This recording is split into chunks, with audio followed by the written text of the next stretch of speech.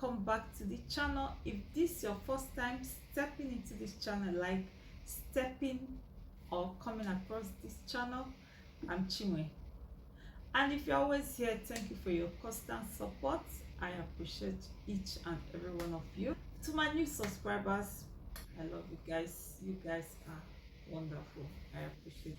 So in today's video, let's talk about the history of braids. If you can trace back the history, I think it started 5,000 years ago and is originated from Africa. Okay, let's hear some TikTokers tell us more about it. Let's jump straight to the video. Let's get into the history of braids, the African kings, queens, and warriors behind them.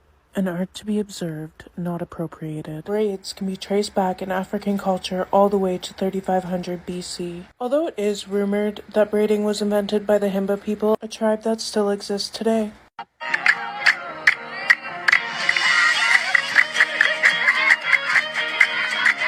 The Himba people are the indigenous people of Namibia, a country located in South Africa. Although it's rumored that braids were started here, the oldest images of braids were in fact found all the way over here in Egypt. Pause to read. These are some of the images found in some ancient Egyptian burial sites. Many historians believe that Egyptians actually used their braids as crowns. Braided wigs were a sign of wealth and royalty. Although the oldest images of braids date back to ancient Egypt, the origin of this started here. And when they took over, it became cute and beautiful. But when the actual descendants did it with extraordinary style and elegance, it was ill, gross, and ghetto. But we all know. Wow, this is beautiful. Let's hear. Give y'all a history lesson on braids, and I'll tell y'all why later. The first thing is braids dated back to Africa. That's where it originated. Okay, braids also started back in 3000 BC.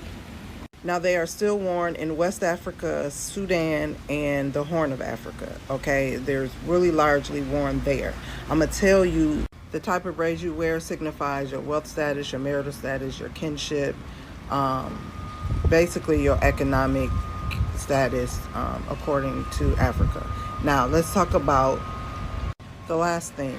The reason why they would braid hair in Africa, because according to how your hair was braided, they knew what tribe you was from.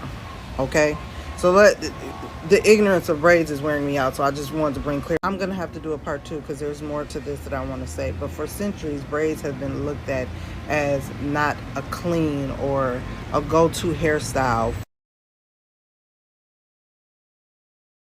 On the plantation, Black women would use braids as a way to maintain their hair. They would also use braids as a way to map out free. What does being black have to do with me doing braids? What's like, someone give me a vacuum. Don't even worry about it. I got you. African tribes, braided hairstyles were a unique way to identify each tribe.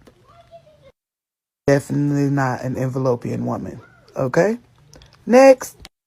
Has been weaved into the DNA of Black culture for generations. For many Black women, getting their hair braided serves as a rite of passage. Countless Saturdays have been spent by young girls sitting nestled between their mother's legs watching movies as curls transformed into beautiful braids.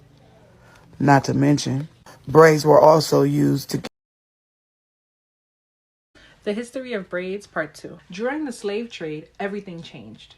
Prior to boarding the slave ships, women braided rice seeds into their heads and the heads of their daughters. Many used this to survive the treacherous journey known as the Middle Passage. When Africans arrived to the New World, most often their heads were shaved. This was an attempt to immediately shame them and rip them from their culture. Once we were settled, we started braiding our hair again, but with a new purpose. During slavery, slaves used braids as a secret messaging system.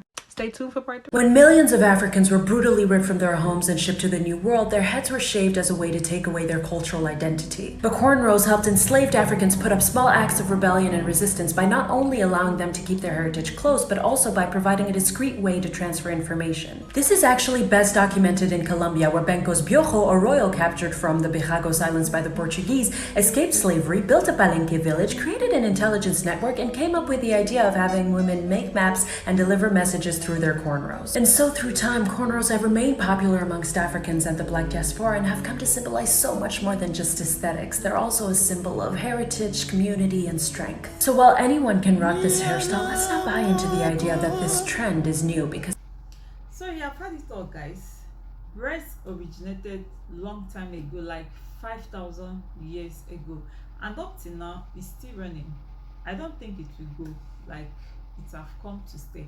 One history I have not mentioned: why our ancestors do put rice seed, even gold, in the scalp. They will lay it in one section of the hair as they are making it. There is a history behind that. Let's hear the gist from them. Would place rice, seeds, and sometimes gold on the scalp between two sections of hair.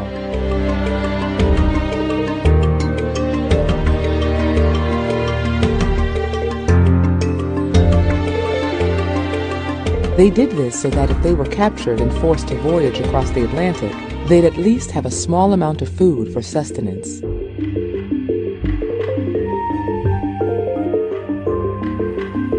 The technique was also used if they were planning a brave escape.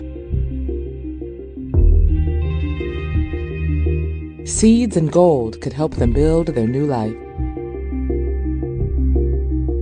Finding out that people hid food in hair was really a shock to me, but I also wasn't surprised because I don't think there's a style that is more meaningful than braiding. It's been used for so many reasons throughout African history. It makes the style even more. In case you didn't hear her well, why they do that is it serves as a little means of survival. Like when they eventually capture them as slaves, they use it to survive a little while before their hairs will be shaved. In those days, during slave trade, the means of identifying slaves is from their hair. Immediately you are captured, your hairs will be shaved out. So before their hairs is being shaved, they will have a little food of survival. That's just it. So this is the end of the gist. Don't forget to subscribe to the channel so that you'll be part of the family. See you in my next video. Bye.